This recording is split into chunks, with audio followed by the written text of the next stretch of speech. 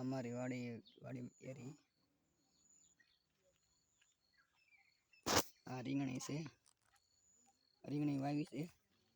આ ગુલાબ, આ કે આંબો,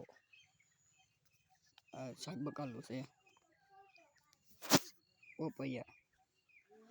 આ છે પોપૈયા છે, આ છે તળાવ છે પડખે, આ હું છું કે મારી વાડીની પડખે તળાવ, આ તળાવ, આ બાજરી, આ આંબા છે, કેરી, ગુલાબ છે, બાજરી છે, સોળી ને એવું, ટમેટા,